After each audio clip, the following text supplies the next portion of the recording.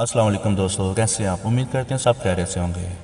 دوستو جیسے کہ آپ سب کو پتہ ہے کہ کویت کے جو امیر تھے وہ کل وفات پا چکے ہیں اور انہوں نے نئے امیر کا منتخب کر دیا ہے۔ آئیے آپ کو اس ویڈیو میں بتاتے ہیں کہ یہ نئے امیر کون ہیں، ان کی پیدائش کہاں اور کیسے ہوئی۔ حکومت کویت نے کہا ہے کہ ولی عہد شیخ النواف الحمد الصباح کو نیا امیر کویت قرار دیا گیا ہے۔ وہ بدھ 30 ستمبر کو اپنے عہدے کا حلف اٹھائیں گے۔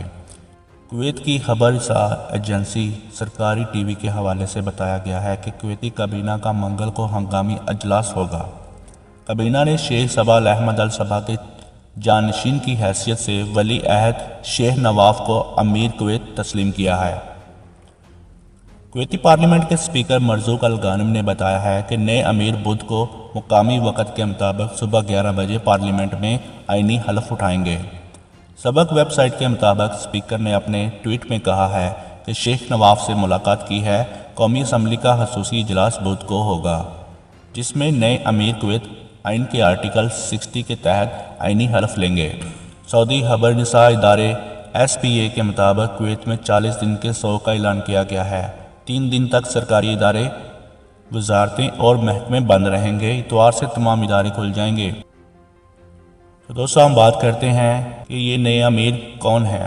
کویتی خبر رساں ادارے کونا کے مطابق ولی عہد شیخ نواف الحمد الصباح اہم عہدوں پر فائز رہ چکے ہیں۔ شیخ نواف الحمد الصباح 25 جون 1937 کو کویت شہر میں پیدا ہوئے اور وہ کویت کے 10ویں حکمران شیخ احمد الجابر المبارک الصباح کے چھٹے بیٹے ہیں، جو 1921 سے 1950 کے دوران کویت کے حکمران تھے۔ امیر کویت نے 7 فروری 2006 کو شیخ نواف کو ولی عہد مقرر کیا تھا۔ 20 فروری 2006 کو کویتی پارلیمنٹ نے ولی عہد کی حیثیت سے شیخ نواف کے ہاتھ پر بیعت کی تھی۔ کونا رپورٹ کے مطابق کویتی آئین میں دفعہ 4 اور ریاست میں اقتدار کے قانون کی دفعہ 1 میں کہا گیا ہے کہ کویت مورثی ریاست ہے، اس کا اقتدار مبارک الصباح کی اولاد میں ہی رہے گا۔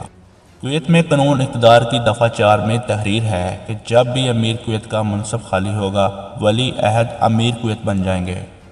آئین کی دفعہ 60 میں ہے کہ امیر کویت اپنے اختیارات استعمال کرنے سے قبل کویتی پارلیمنٹ کے خصوصی اجلاس میں حلف اٹھائیں گے۔ شیخ نواف 14 برس سے کویت کے ولی عہد ہیں۔ 60 برس کے دوران کئی سرکاری عہدوں پر سرفراز رہ چکے ہیں۔ وزیر دفاع اور وزیر داخلہ بھی رہ چکے ہیں۔ کویت پر عراق کے حملے کے بعد بننے والی پہلی حکومت میں وہ 20 اپریل 1991 کو وزیر سماجی امور بنے تھے۔ تو دوستو امید کرتے ہیں آپ کو ہماری یہ ویڈیو پسند آئی ہوگی۔ اگر پسند آئی ہے تو پلیز اس کو شیئر اور چینل کو سبسکرائب کر دیں۔